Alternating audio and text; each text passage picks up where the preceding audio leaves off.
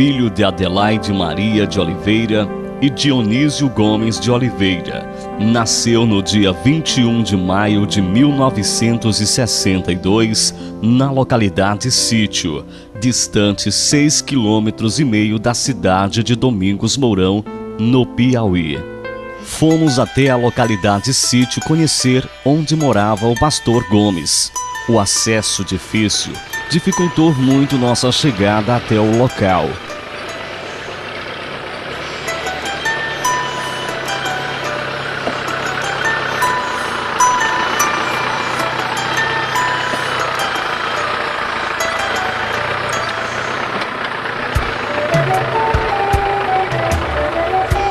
Deixamos nosso transporte em frente a uma casa de fazenda e seguimos a pé.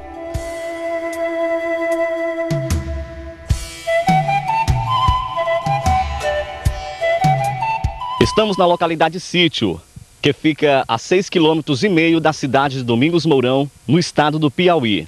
E foi aqui onde pastor Gomes passou boa parte do seu sofrimento, nesta casa que apenas hoje restam as paredes.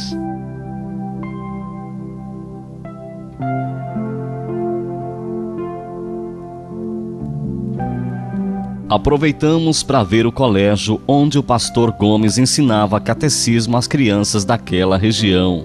Todos os dias ele caminhava mais de 6 quilômetros, saindo do sítio até a cidade de Domingos Mourão, onde estudava no colégio Monsenhor Uchoa. Ele era bom de saúde, né?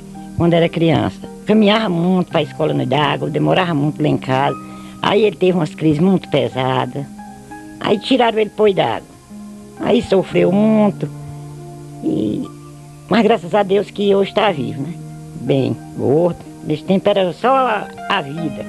Aparentemente, pastor Gomes levava uma vida normal. Participava de cursos na Igreja Católica de Domingos Mourão, indo inclusive ao convento da cidade de Piripiri, chegando a ser professor de catecismo e até a celebrar cultos dominicais. Eu conheci o pastor Gomes de Oliveira na época em que ele era professor de catecismo na Igreja Católica. Por sinal, eu fui um de seus alunos e era o menor da turma e muito danado. Mas ele sempre teve paciência e algumas coisas que eu aprendi, devo a ele esse aprendizado que eu tenho hoje aqui em Domingos Mourão. Daí então começou todo o seu sofrimento. Ouvia vozes, porém ninguém acreditava no que ele dizia, chegando ao ponto de ser expulso da Igreja Católica e proibido de realizar o seu próprio casamento, pois o padre daquele tempo acreditava que tudo isso fosse crises de loucura. Diversas vezes, pastor Gomes teve que ser internado no hospital de Piripiri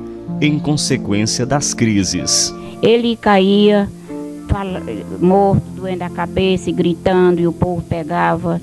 Ele queria correr, o povo pegava, deitava numa cama, numa rede, e aí era 3, 4 homens para segurar, e eu ao redor sofrendo, e o pai chorando, pelejando para ver se ele tornava. Quando ele ficava morto ali um bom tempo, ele começava a falar umas coisas, falando, dizendo alguma coisa que eu não entendia. E muitas coisas ele dizia que a gente entendia. E aí nós corria para cá, fosse de dia ou de noite.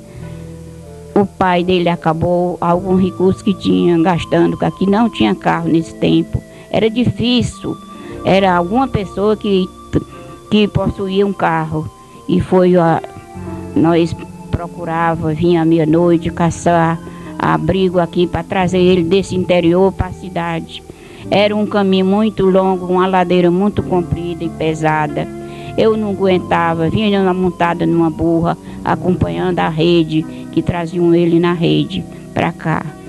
Muitas vezes, depois daqui a gente arrumava o carro para ir para Piripiri. O carro do Anésio, era um homem que tinha um carro velho que tinha uma potência, e ia acompanhado com eu e alguns primos dele, o Emide, e que ia sempre com nós, o meu irmão dele, o Luiz, acompanha nós para Piripiri, segurando ele para ele não cair, saltar do carro. E o Milton, que era o homem que tinha aqui, era o enfermeiro não tinha doutor, só tinha esse enfermeiro, nos auxiliou bastante. Recebia sempre seu Antônio, que era rapaz nessa época, um sofrimento, trazendo ele de sítio que morava lá, traziam ele para a cidade para ser atendido. Então daqui nessa época o prefeito era o seu Antônio de Brito. Nós apanhávamos o carro dele, meia-noite nós ia para Piripiri no primeiro dia. Chegamos lá em Piripiri, ele ficou internado. Depois ficou bom da crise e veio embora. Passados uns dias ou mês ou mais, tornaram a trazer novamente com sofrimento. O pessoal traziam ele numa rede com mau sofrimento. Aí nós levava nesse segundo dia, eu me lembro bem de que quando nós chegamos na subida do asfalto, ele parou a crise, né, dos gritos, viu o sofrimento que ele sentia, as dores, né, aquelas perturbações. Nós segurando ele, chegava lá todo relado, machucado, viu, da gente lutar com ele. Ficou novamente internado. No dia 20 de janeiro de 1983, Pastor Gomes de Oliveira veio a falecer, tendo seu corpo velado na rua Deputado Milton Brandão. O velório aconteceu aqui, juntou muita gente, foi bastante gente mesmo que ajuntou. Botaram ele no caixão, na sala bem em frente ali, e aí ele passou um dia morto, tarde da noite foi que ele veio tornar, né? E qual foi a reação do pessoal quando ele tornou? A reação foi muita alegria que o pessoal ficaram. A mãe dele, foi uma vitória mesmo que a mãe dele ficou. E todo mundo, porque todo mundo estava apavorado com o que aconteceu. A família mesmo, que estava tudo junto aqui, o pessoal de fora. Foi uma coisa mesmo por muito fé mesmo, a coisa que aconteceu aqui com ele. Aí morreu mesmo, dizendo que estava morto. E fizemos... Pelejemos, veio catequista, veio um doutor que apareceu aqui, que era filho daqui, mas era fora, o Antônio Auria, veio, deu remédio a ele e nada, caçou os pulsos, nada. Ele disse, o homem faleceu mesmo. Aí o pai dele mandou fazer o caixão. Pela manhã foi solicitado lá numa serraria que eu administrava aqui, que era de uma associação comunitária, e a família do pastor Antônio pediu que a gente confeccionasse um envelope, um caixão funeral. Fizemos, nós tínhamos naquela época o amigo João Almeida, que era o meu carpinteiro, nosso carpinteiro, e fizemos esse trabalho para a família do pastor Gomes, hoje aqui em Domingos Mourão. Eu confesso para todos vocês que realmente fomos nós que fizemos o próprio caixão para o próprio pastor Gomes, que hoje ainda está vivo. Estamos aqui no cemitério São José, onde seria sepultado o corpo do pastor Gomes, no dia 20 de janeiro do ano de 1983. E agora vamos conhecer o local onde seria colocado o corpo do pastor Gomes. E aqui está o túmulo onde seria enterrado o corpo do pastor Gomes, onde hoje pertence a Francisco Joaquim de Oliveira, o seu avô.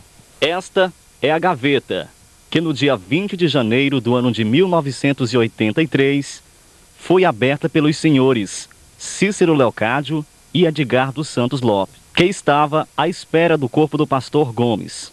E hoje se encontra lacrada.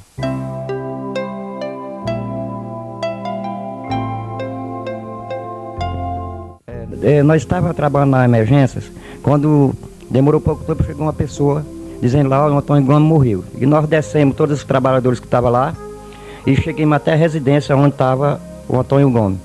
Lá nós deparamos ele no caixão. Aí tivemos, quando foi à tarde, mandaram a gente abrir o túmulo. Aí nós abrimos.